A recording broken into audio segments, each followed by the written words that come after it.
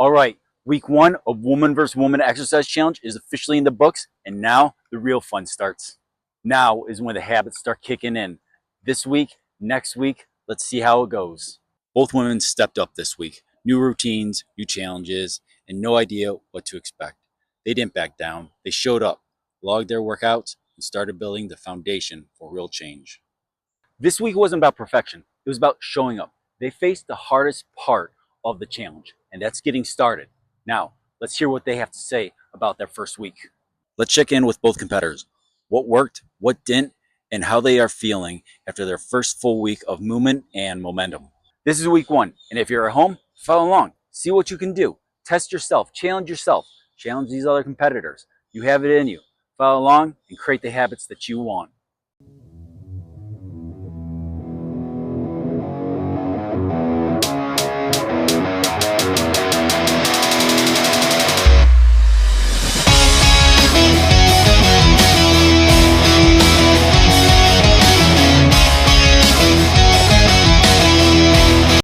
So what are we asking for this week of exercise? 10 minutes. That's it. Nothing hard, just ready to rock and roll. We're putting time into our schedule, a specific focused time of exercise into our schedule. And that time is just 10 minutes. So you exercise for 10 minutes. Just go for a walk. 5 minutes one way, 5 minutes the other. That's all you have to do. Not much, but 10 minutes of exercise, focused exercise. This is starting to create that exercise habit. So we're just starting small and going after it. Now, you could do more if you want, but make sure you get that 10 minutes in. And how many times? It's up to you. We suggest 3 to 4. If you're new to this, yeah, 3 to 4 is a good way to go. But go ahead and start with that exercise habit and get 10 minutes in and you're ready to rock and roll. Now, if you want a program out there, we do have this program called Professionally Trained. A professional trainer has created this program for you and it's ready to rock and roll. Just look at Masters of Habit, Professionally Trained, and you're ready to rock and roll.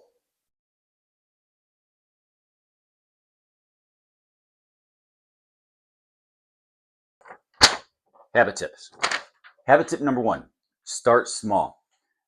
It doesn't matter where you are at your journey. You're always going to change. It's going to be a change from exercise to playing an instrument, finance. Any part of the journey is a change. So you don't have to go after the big things right away. You might want to do the most important things first, but not the biggest things. So habit tip number one, start small. Understanding your journey is a long process and you want this to be a habit.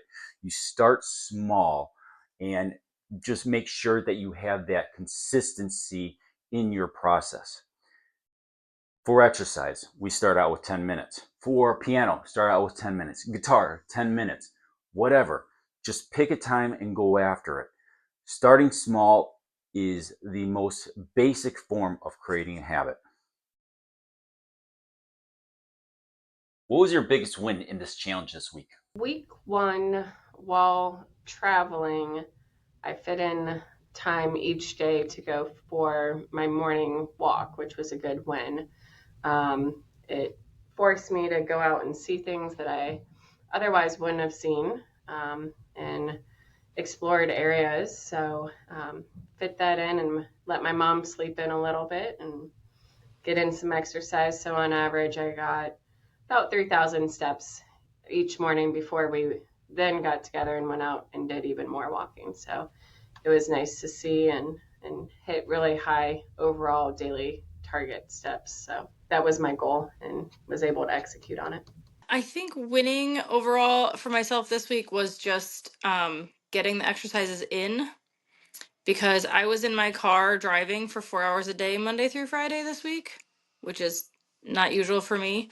So while my journaling kind of didn't go as I hoped and food wise was mostly okay, but not wonderful, I was happy to have gotten all my exercises in, at least for the 5 days and rest and everything. So What was the hardest part of week one for you? Getting up when I didn't want to get up for sure. With the time change, especially as well, I kind of wanted to sleep in and just had to hold myself accountable and get up and get out and plan. I think that was another part of it, is planning where to go. It was the first and second week where I was challenged, like some of the places I looked up, because I'm not from there, looks like it would be a good place to go for a walk. But then I either struggled and there was a fence that I couldn't get into it, or things like that. So just adjusting and not just accepting that and going back. I think finding the time, like reminding myself I have a goal to get this in this week, and just figuring out when in my schedule I was going to fit it in.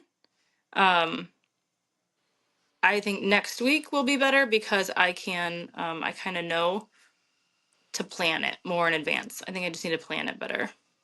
If you don't develop simply the ability to get up when you said you would, to eat what you said you would, to exercise because you said you would, to talk in a way to your kids that's patient because you said you would, you will never have the self-confidence to succeed in any environment. You won't. How do you feel physically and mentally after week 1? I felt good. I like getting above 10,000 steps a day. So this definitely every day got me there. And I feel when I get there, I always just feel a little bit better. Even if my diet isn't quite what I want it to be, I feel like 10,000 steps keeps me at least where I want to be. Physically, I feel great. I feel like I'm gaining strength already, just in my strength classes that I've been adding. Mentally, I feel tired, Yeah. but only because I had such a busy week. But I feel good mentally in that, like, I did it, so I know I can do it, which feels great, which makes me excited for next week. Did anything about this challenge surprise you? I think just reminding me after kind of the winter where my overall steps decrease, just getting out in nature and just reminding myself how much that does good mentally as well as physically. Yeah, it's nice to go out, listen for things, reflect. I always like being around water, so a couple times I was around water, which was nice as well. I was surprised in that I thought I would do better in terms of journaling and nutrition and even just writing down my workouts. I think because I have all my food is put into one program, all my workouts are put in another program, and I was just like, oh, they're there, and I'll look at them, and then I just didn't. And I think I thought that I would be better at all of that. I mean, which is fine. It calculates it for me and I can see it. But I think I thought I was gonna just like crush all the stuff that I didn't necessarily do. There's a new age of women who no longer aspire to be skinny or skip meals. These women are fueled by food, lifting weights, and take supplements. They have ditched looking skinny to become stronger, healthier, and fitter. It's time to say fuck you to diet culture. It's time to join the movement. Stronger, smarter, healthier. 11 habits. Every woman in her 30s should build now. Your 30s, it's the decade where life gets real. Careers, relationships, responsibilities. But guess what? It's also the decade where your body quietly starts changing. Metabolism slows, muscle tone dips, stress skyrockets. And unless you're intentional, you might just wake up one day wondering where your energy, strength, and confidence went. This video is your wake-up call and your roadmap. Let's dive into 11 life-changing habits every woman in her 30s should build right now to stay stronger, smarter, and healthier for the decades ahead. Your 30s are a tipping point. Here's why. After 30, women lose 3 to 5% of muscle mass per decade unless strength training is in place. Hormonal shifts start to affect sleep, mood, and fat storage, even before perimenopause. Metabolism slows by up to 2% per decade starting in your 30s. Stress becomes chronic, and cortisol affects belly fat, sleep, and energy. The good news? Your body still responds rapidly to smart habits. This is your decade to take control. Habit number 1, exercise for strength, not just weight loss. Gone are the days of cardio only and calorie burning obsessions. In your 30s, strength training becomes non negotiable. Key talking points: prevents bone density loss and injury risk, builds lean muscle, which burns more calories at rest, boosts mood through endorphins and confidence. Habit number 2, build a daily movement ritual. You don't need a 90-minute workout, you need daily movement. Ideas to include 20-minute walk after lunch, 5-minute morning stretch, taking stairs instead of elevators. Habit number 3, eat for energy, not emotion. Emotional eating isn't weakness, it's an unmet need. Recognize the pattern. Key points: keep a food mood journal. Pause before stress eating. Ask, what do I need right now? Use real food to fuel, not numb. Habit number 4, protein with every meal. Protein isn't just for bodybuilders, it's for busy women who want lasting energy and lean muscle. Key tips: aim for 20 to 30 grams of protein per meal. Supports metabolism and hormonal health. Sample sources: eggs, Greek yogurt, tofu, chicken, lentils. Habit number 5, the 6 p.m. rule. Want better sleep and digestion? Stop eating after 6 p.m., at least most days. Eating late impacts insulin, digestion, and sleep quality. Exceptions are okay, but routine is powerful. Habit number 6, hydration as a lifestyle, not a goal. Hydration isn't a one-time fix, it's a lifestyle anchor. Include: set phone alarms to sip water, infuse water with fruit mint, drink 1 glass every time you enter the kitchen. Habit number 7, sleep is a fitness habit. You can't out-train or out-eat poor sleep. It affects everything. Include how 7 to 9 hours supports fat loss, memory, and emotional balance. Blue light and caffeine cutoffs. Habit number 8, track progress without obsession. Ditch the scale. Embrace real indicators of growth. Suggestions: weekly progress photos. How strong do I feel? Tracker. Energy level journaling. Habit number 9, eat more whole foods, not less calories. Don't shrink your plate, upgrade it. Focus on fiber, antioxidants, and healthy fats. Avoid diet culture. Embrace nourishment. Habit 10 and 11, community plus self-belief. Success isn't solo. You need 2 invisible forces, community and confidence. Include: join workout groups or wellness circles. Practice positive self-talk. I'm building, not perfecting. Progress equals belief plus support. Ladies, your 30s aren't a health decline. They're a transformation opportunity. The habits you build today will serve the 40-year-old, 50-year-old, and 60-year-old versions of you. It's not about doing everything. It's about doing one thing today and building from there. Look, I didn't say that. That's not me. 100% no. That's AI. I did not say that. You could argue with AI all you want, but that's not me. It's just out there. How many days did you work out this week? I did my walk every day. I'll count the day that I was in the airport just because I did walk, even though it wasn't as much outside. I'm still counting that towards that, so every day. I worked out 5 days this week, and then my 2 rest days, I did at least 10 minutes of stretching. What kind of workouts did you do? How did you feel after it? I did my morning walks as well as just some light calisthenic workouts. So some jumping jacks, squats, push-ups, things like that. Yeah, so I did 2 interval training cardio workouts.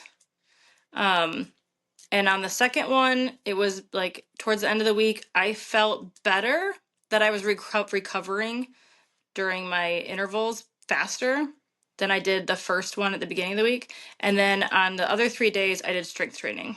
90% of it is just showing up. Get there and start working. Like, you're not going to feel perfect every day. There's got to be those days you push through. And they're probably going to be more numerous than the days you don't. And so the benefit of discipline in my eyes has always been that through discipline, I get things done. Did you stick with a time limit or did you go over them? I got to probably half an hour most days. There wasn't, I was trying to balance between getting out and doing it. and trying to make it back still and have a full day with my mom, in a new city. So for me, it was a little bit more about getting out early enough and walking at least half an hour, because I think that's a nice amount of time to do it. And then just fitting in anything additional throughout the day is kind of how I attacked it. Some days I went over from a timing perspective. Like the one I walked up to the top, and then there were like a pine tree, so I explored a little bit more and kind of at one point had to force myself to go back. So there were days that I went over and could have gone even more if it didn't have a schedule to hold you for the rest of the day. Yeah, I went over if I did all my exercises. In the stretching, I did 10 minutes so that I at least made sure that I got 10 minutes daily. But I did at least 20 or 30 minutes, if not sometimes more, on the rest of the workouts. Habit tip.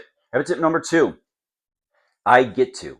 Instead of being forced to, like it's a chore, saying I have to, say I get to. I get to exercise because you get to move your body. It's actually a very awesome thing to do. So I get to exercise. Just mentally say I get to. I get to play piano. I get to work on this awesome instrument. I get to play guitar. I get to instead of I have to. Don't make it a chore. Make it an opportunity for you. I get to improve myself. I get to become stronger. I get to learn. I get to. That's habit tip number 2, mental. How often did you journal? 7. Typically, yes, either video or wrote down. Yep. It's more of like a goal, but yes, written journal. So it's kind of just small things about what I did to kind of like win the day, what I'm grateful for, things like that. But I captured the workouts there as well. So not super detailed, but. I think I only did 3. Okay. Maybe 4. It was 3 or 4. I calculate all my food in one app and my workouts in another app, and I was journaling in another app, and I think that's where I sort of like fell from that, because in my brain they were already being recorded. I just didn't have it together, but it's better to look at when I put it together and then add in things like how did I feel? What kind of mood was I in? Was I in the right mindset? None of that gets put into a food app or an exercise app. So I need to focus more on combining them and journaling more my feelings and my motivation and everything else in a day. What did journaling teach you about your habits?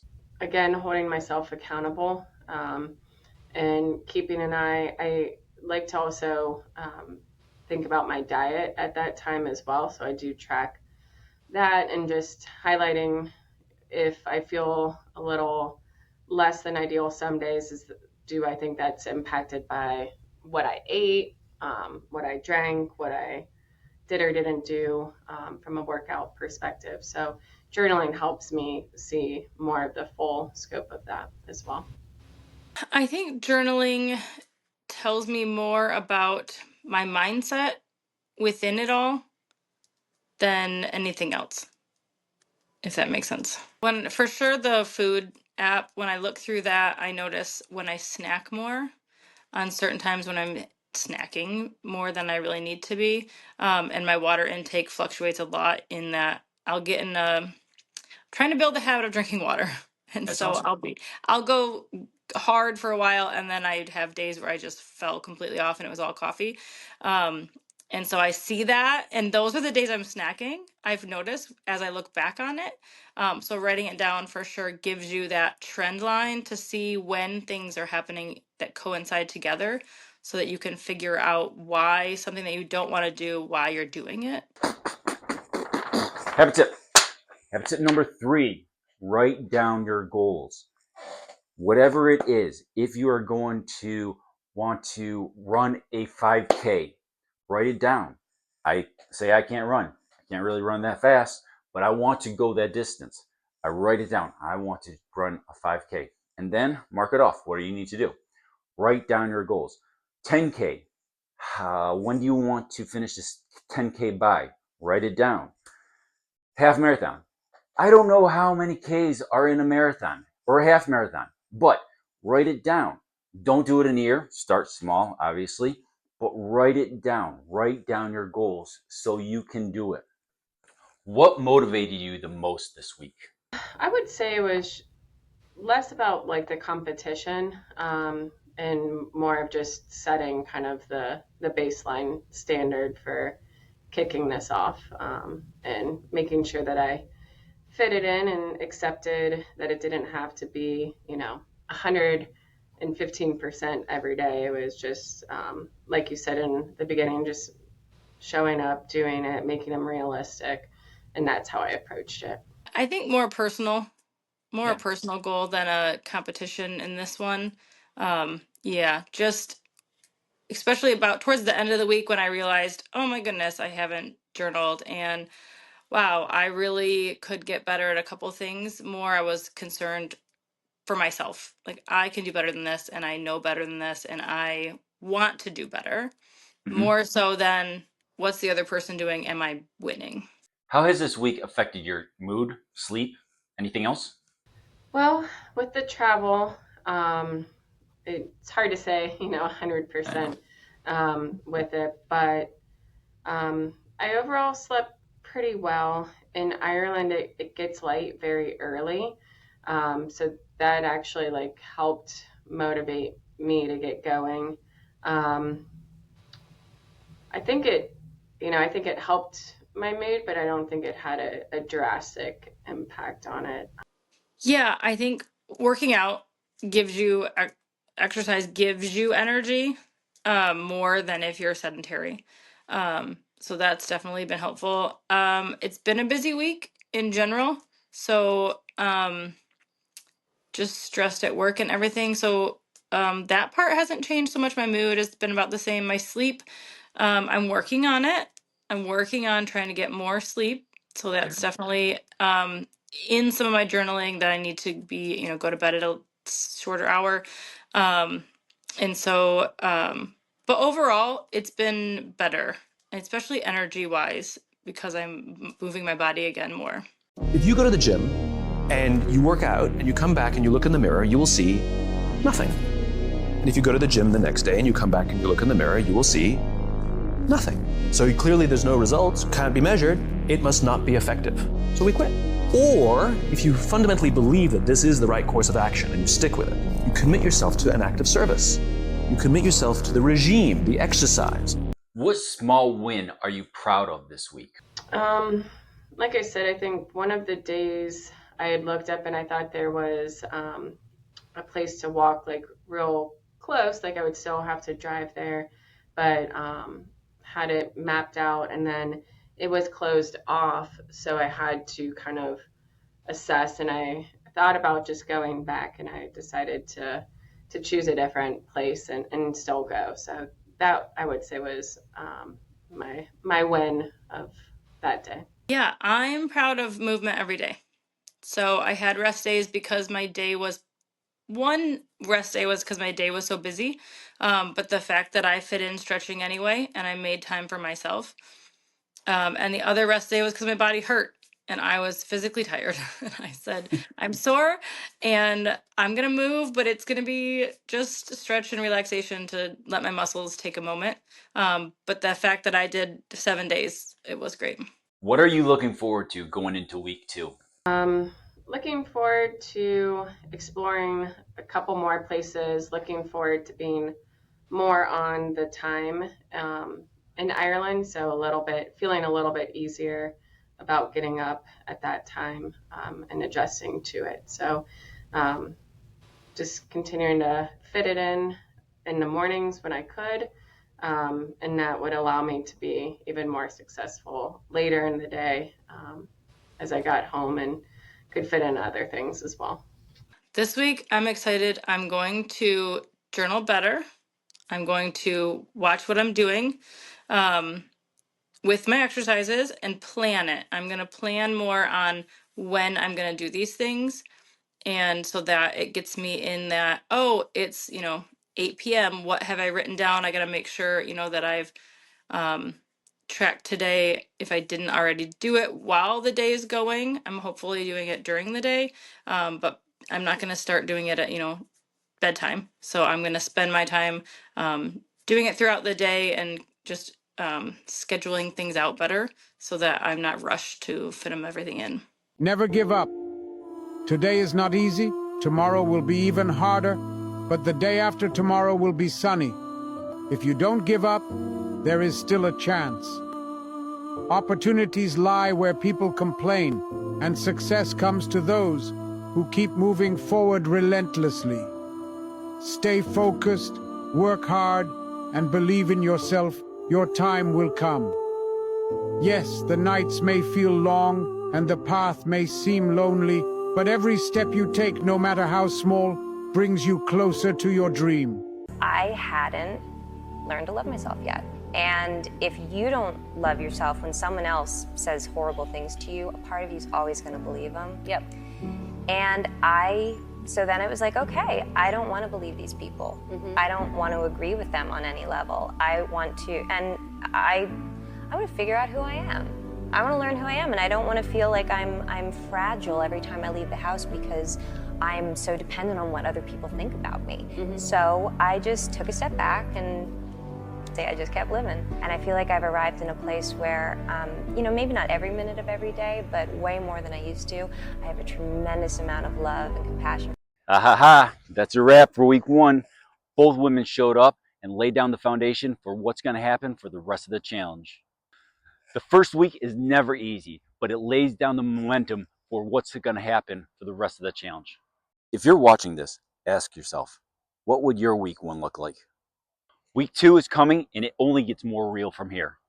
Stick around, follow the journey, and hey, challenge yourself as well.